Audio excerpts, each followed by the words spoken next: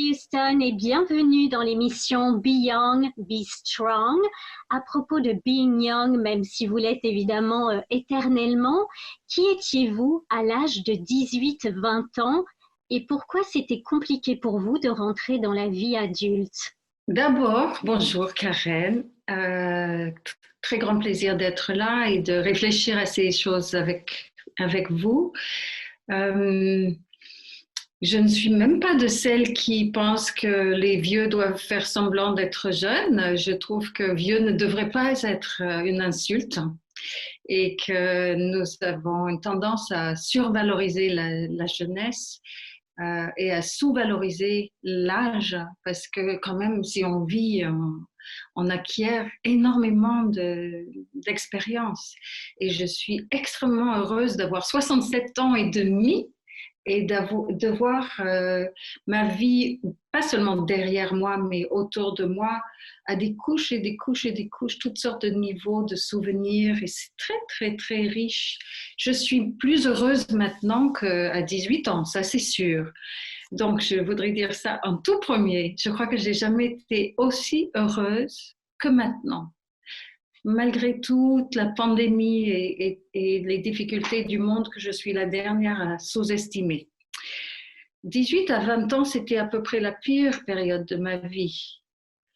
Parce que j'avais eu une expérience au lycée magnifique, très très réjouissante, des aventures dans le savoir, dans l'art, le théâtre, la céramique, l'écriture, et je me sentais toute prête à dévorer le monde, à sauter à pieds joints dans ma vie d'étudiante et d'aller le plus loin possible. Je crois que je rêvais déjà d'être écrivaine.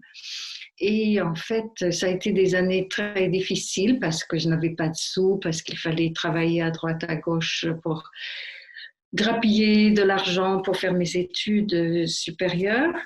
Et j'étais assez déprimée, vraiment. Je peux dire le mot cliniquement déprimée. Et j'ai pris beaucoup de drogue, j'ai fait beaucoup de bêtises. Parmi les bêtises, j'ai arrêté de manger. Comme c'est une solution que trouvent beaucoup de jeunes femmes dans nos pays riches et privilégiés, c'est de ne pas manger. C'est pas un problème en Haïti, l'anorexie, je pense, par exemple. Mais voilà, j'ai voulu contrôler mon corps, contrôler mon poids, surveiller tout. J'étais assez maniaque. J'étais, pour ce qui concerne l'esprit, boulimique, au contraire.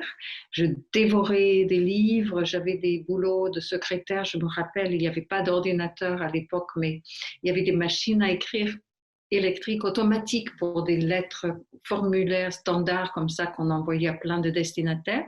Et pendant que la machine tapait toute seule la lettre formulaire, moi je lisais encore une demi-page d'un roman ou d'une pièce de théâtre que j'étais en train. Donc c'est dire à quel point j'étais obsédée par le besoin de remplir chaque journée, chaque minute et tout. Donc non, ce n'était pas une époque facile, pas une époque où j'étais en rapport avec moi-même. On peut peut-être voir une photo de cette époque-là, de vous à 20 ans que vous avez choisi. Oui. Parce qu'à 20 ans, Alors, c'est une nouvelle période. Vous arrivez à Paris. c'est une photo à l'âge de 20 ans. Je viens d'arriver à Paris quelques mois plus tôt, effectivement. J'ai l'air d'avoir à peu près 12 ans, je trouve.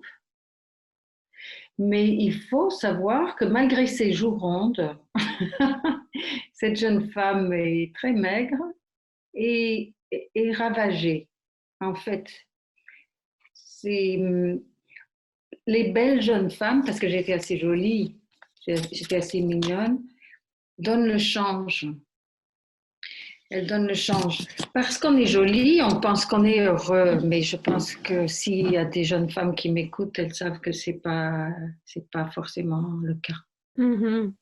Donc, vous nous le disiez, il y avait les livres, il y avait cette appétence. Paris vous a ouvert de nouvelles portes à 20 ans, puisque vous avez été faire des études à l'école des hautes études sciences sociales. Et à l'instar de Joël, qu'il est des héros de votre nouveau roman Arbre de l'oubli aux éditions Actes Sud, vous vous êtes cramponné aux livres. Pourquoi? Qu'est-ce qu'ils vous ont apporté? En quoi est-ce qu'ils continuent de vous nourrir? Eh bien, mon addiction au livre, oui, je l'assume. Je, autant je trouve que c'était bête d'avoir pris certaines drogues à certains moments, mais j'en ai pas pris énormément. Autant l'addiction au livre, c'est plutôt une chose positive dans ma vie. Je pourrais dire que depuis toute petite, ça m'a sauvé la vie. Ça m'a été une autre réalité où je pouvais me réfugier parce que la réalité de ma vie quotidienne ne me convenait pas ou me faisait peur ou me dérangeait. Ce qu'il faut savoir, c'est que je suis quelqu'un qui a eu une enfance très instable, avec des parents extrêmement jeunes et erratiques, on peut dire, et qui bougeaient beaucoup, changeaient de projet, déménager, essayer de gérer deux carrières intellectuelles avec trois enfants en bas âge et c'était trop compliqué. Finalement, ma mère, un peu féministe avant la lettre, a décidé qu'il valait mieux qu'elle s'en aille, que mon père épouse une autre personne qui pourrait être avec les enfants parce que ma mère voulait vraiment avoir sa carrière. Et donc, elle a eu ce geste assez spectaculaire et courageux, on va dire, et en même temps, bien sûr, perturbant pour les gamins en question. Et c'est à ce moment-là que j'ai commencé à lire de façon, oui, presque pathologique, probablement.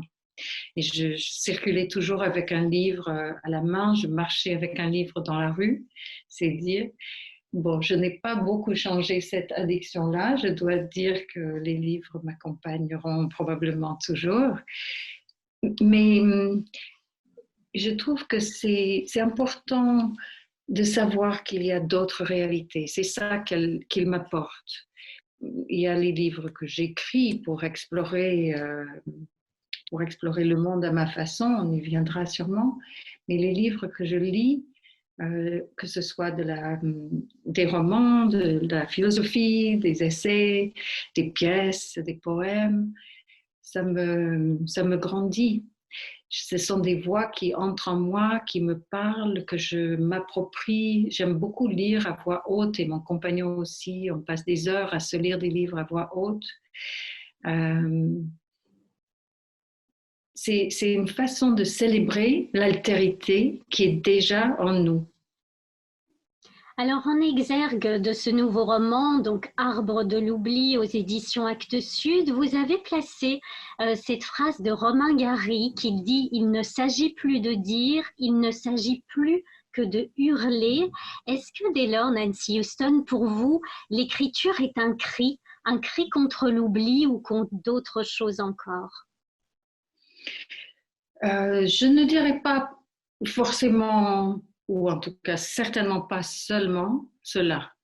Euh, c'est vrai que j'ai le souvenir, il y a quelques années, qu'il y avait un projet éditorial autour des 7 péchés capitaux et on m'a demandé d'écrire sur la colère. Et j'ai réfléchi et puis je me suis désistée parce que je me suis rendu compte que c'était tout simplement mon moteur littéraire principal et que je ne pouvais pas me retourner pour regarder moi-même à ce point. Je n'avais pas envie, je voulais m'en servir. Donc, ça ne fait aucun doute que la colère m'énergise, me donne de l'énergie. Euh, mais en l'occurrence, dans Arbre de l'oubli, il s'agit véritablement de la colère d'un des personnages, la jeune femme qui s'appelle Shayna et qui a à peu près une vingtaine d'années, un petit peu plus d'une vingtaine d'années, mais elle commence à sentir une rage qui monte quand elle arrive à l'adolescence. C'est une jeune femme, je raconte en quelques mots son histoire, c'est le produit gestation pour autrui. Ce papa Joël, qui est prof très sympathique, prof d'anthropologie à Columbia, a épousé lui, il est d'origine juive, il a épousé une jeune femme d'origine protestante qui vient de la Nouvelle-Angleterre. Et malheureusement, celle-ci était inféconde. Et c'est très important pour les parents de Joël, surtout, d'avoir des petits-enfants parce qu'ils ont perdu beaucoup de leurs membres de leur famille dans la Shoah. Et donc, après plusieurs années de tentatives infructueuses pour avoir un bébé, il décide d'inséminer avec le sperme de Joël une jeune africaine-américaine de Baltimore. Et c'est ce qu'ils vont faire, tout le monde est d'accord, il y a de l'argent qui change de main, tout le monde est satisfait, c'est bon. La mère biologique n'a aucune envie de prolonger ce contact et donc c'est fini. Et voilà, la jeune Shayna grandit à New York dans ce couple très aimant et très amoureux aussi. Et voilà, intellectuel, libéraux, gentil et tout. Et ben, ça se passe pas bien parce que elle a un corps très différent de celui de ses parents, surtout de sa mère. Et sa mère, donc adoptive, qui s'appelle Lily Rose. Et tout le monde le remarque, même si Lily Rose et Joël le minimisent, c'est une chose qui est présente. Et probablement, elle a une âme aussi qui est partiellement fabriquée par la partie africaine de son héritage, dont elle ne sait rien. Finalement, elle va faire des rencontres à l'école, elle va rencontrer une amie haïtienne qui va faire un peu son éducation politique et elle va devenir de plus en plus obsédée par l'esclavage, notamment par le viol des femmes esclaves sur les plantations pour fabriquer d'autres esclaves, vraiment de façon très, très cynique et systématique. Et donc, elle fait un parallèle entre sa fabrication à elle, qui est une sorte de décision comme ça, avec donc une mère africaine-américaine qui a dû ne pas s'attacher pendant toute sa grossesse, qui a dû prendre le grand soin de ne pas aimer cet enfant, puisqu'elle a su, comme les esclaves le savaient, que l'enfant lui serait arraché. Voilà, donc c'est ça, la colère de Shayna. Ça aurait pu presque s'appeler La colère de Shayna, ce livre. Et, et elle porte un peu cette rage, porte tout le mouvement du livre, je crois. Alors Shayna, elle incarne, comme vous le disiez, cette nouvelle génération qui a 20 ans. On la découvre à travers son journal intime dans ce roman. Et comme vous le disiez, elle s'inscrit dans une histoire plus large que la sienne, celle de l'esclavage, du racisme, du métissage. Comment est-ce qu'elle peut dès lors mettre de l'ordre dans ce qu'elle appelle le foutoir de son identité? J'ai envie de dire que c'est une question qui est valable pour chacun de nous. Comment avoir à la fois une identité personnelle, mais aussi une identité collective qui remet en question, qui interroge ces thèmes-là que vous amenez dans le livre? Oui, c'est une immense question, l'identité, bien sûr, et surtout de nos jours où nous sommes constamment en contact avec des gens qui ne nous ressemblent pas. Dans les sociétés traditionnelles, ce n'était pas une immense question. L'identité était une donnée. C'était aussi naturel que possible, même si c'était évidemment culturel. La langue est quelque chose de culturel, la religion aussi, les métiers, les activités, les façons de s'habiller, les façons de faire, tout ce qui fait une culture. Dans les sociétés traditionnelles, c'est à peu près une évidence. Ça évolue lentement, mais on transmet ce qu'on a appris. Shayna aussi a des voix discordantes dans la tête. Elle a la voix de son héritage juif, la voix de son héritage africain, qui se disputent par exemple entre elles pour savoir qui a souffert le plus, etc. C'est pas pour dire qu'ils s'entre-détestent, mais chacun est en colère contre ce que l'histoire a fait de son peuple. Et donc elle est déchirée de cette façon-là. Elle a aussi de la sympathie pour d'autres. Finalement, avec qui elle s'entend, c'est son chien. Là, elle est sûre de s'entendre avec son chien. Il y a un autre thème, une de ces obsessions que vous évoquiez qui apparaît dans le livre, c'est celui de la féminité, c'est celui de comment être femme. Vous l'abordez à travers plusieurs personnages féminins. On a parlé de la mère adoptive qui est Lily Rose, qui a tout un parcours qu'on suit également dans le livre, celui de Shaina, celui de sa mère biologique dont on ne sait que quelques éléments. Pourquoi cette question aussi du corps de la femme est tellement centrale dans vos livres et continue à être un combat encore aujourd'hui pour la liberté? Mais parce que c'est un combat. Il n'y a pas d'autre réponse parce que les femmes sont opprimées. Les femelles de notre espèce humaine sont opprimées par les mâles de notre espèce. Il se trouve que c'est vrai d'autres espèces de primates. Par exemple, les chimpanzés sont aussi méchants les mâles sont aussi méchants avec les femelles que les humains. Moi, j'ai la chance d'habiter dans une partie du monde qui a accepté l'idée que les femmes puissent aller à l'école et à l'université, mais assez récemment, Virginia Woolf n'allait pas à l'université, ses frères y allaient, elle n'y allait pas. En Suisse, où j'ai passé pas mal de temps ces dernières années, les femmes ont eu le droit de vote en 1974. Vous voyez, quand je suis arrivée à l'âge de la majorité, aux États-Unis, les femmes n'avaient pas le droit d'ouvrir un compte en banque. Donc, c'est des choses comme ça, c'est des injustices flagrantes. Si on lit les textes fondateurs de l'humanité, on voit que les femmes sont systématiquement exclues. On pense que tous les lecteurs de ces textes sont forcément des êtres dotés de pénis. Or, c'était vrai pendant longtemps et ce n'est plus vrai du tout. Et celles qui sont dotées de vagin et de clitoris et de seins se sentent bizarres de lire ces textes où on parle d'elles comme si elles ne faisaient pas partie du lectorat, comme si c'était les autres. Donc, ce sont des choses qui frappent n'importe quelle femme un peu dotée de raison. Et puis, j'ai eu d'autre part, comme énormément de petites filles et de fillettes, des expériences désagréables avec des messieurs, beaucoup d'expériences désagréables. Et beaucoup en France aussi, j'ai été harcelée, draguée de façon lourde, etc. Donc, ce sont des choses, ou bien on décide qu'on va être une sorte de victime, on va pleurnicher, ou on va être traumatisé dans son coin, ou on va, je ne sais pas, devenir une virago et tout casser. Ou alors, on réfléchit, on articule, on montre, on construit des histoires qui mettent ces situations en lumière. Et c'est ce que j'ai choisi de faire. C'est ce que dit aussi le personnage d'Hervé, qui est le compagnon de Shaina, quand il a cette phrase où il dit on peut gémir, mais on peut aussi essayer de germer, de faire germer de nouvelles graines. Et c'est ce que vous faites aussi à travers vos livres. Dans ce roman, il est beaucoup question, on l'a dit, d'injustice, d'inégalité, d'oppression, de haine, de ce que des hommes sont capables de faire à d'autres hommes ou femmes.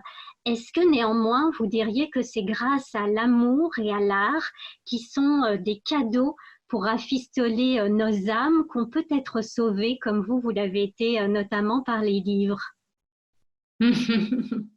Mais moi, je l'ai été aussi par l'amour, par l'amitié, par la musique, par l'art, par toutes sortes de partages. On n'a pas du tout besoin d'être lettré, par exemple, pour avoir une belle vie. Il ne faudrait pas croire ça. Ça a été ma solution à moi, mais les gens trouvent des solutions. Ensuite, aucune solution n'est définitive et moi, je suis surtout très, très inquiète de l'état de notre planète en ce moment. C'est ça, je dirais, ma préoccupation véritablement centrale. Je suis passionnée par tout ce que nous racontons sur l'histoire des individus et des familles, des nations et tout. Mais ce qui est vraiment très grave, c'est le réchauffement global, c'est des choses comme ça. Et pour le coup, je trouve que c'est parfois important de poser sa plume et de descendre dans la rue. Et donc, je fais ça aussi. Je participe à des manifestations, je signe des pétitions, je vais participer à des débats sur les migrants. nos pays sont devenus riches grâce à la spoliation des autres continents, grâce à l'esclavage, grâce au colonialisme. C'est comme ça qu'on est devenu le premier monde dont on est si fiers. Mais c'est aussi nous qui sommes en train de remplir l'atmosphère de poison à un rythme terrifiant. Donc, on a beaucoup de domaines possibles pour agir et c'est important que chacun décide quelle sera sa boussole, qu'est-ce qui lui permettra de se retrouver, se recentrer avec les proches, avec humour aussi. On a mentionné les vraies valeurs importantes et pour moi l'humour certainement en fait partie. Dernière question, Nancy Houston. Quel est votre espoir pour ce monde de demain et pour cette jeunesse qui nous écoute et qui seront les adultes de demain? J'aime beaucoup la phrase de la sagesse Ubuntu, qui est la sagesse bantoue dans une partie de l'Afrique, puisque j'ai passé beaucoup de temps dans ces zones de pensée ces derniers temps. La phrase qui dit « Je suis parce que nous sommes ». Je pense que nous avons vraiment, nous autres occidentaux, à réapprendre cette sagesse qui est celle de tous les peuples traditionnels, qu'on ne peut pas s'en sortir tout seul, qu'on n'est pas des héros self-made man, self-made woman de notre propre vie. S'il y a de l'espoir, c'est dans le fait que nous sommes interdépendants, nous pouvons nous aider les uns les autres et plus j'aide les autres à avancer, plus ma propre vie va être pleine de sens. C'est une très belle conclusion. Merci beaucoup en tout cas, Nancy Houston, et portez-vous bien surtout. Vous aussi et à tous, la même chose. Au revoir. Merci.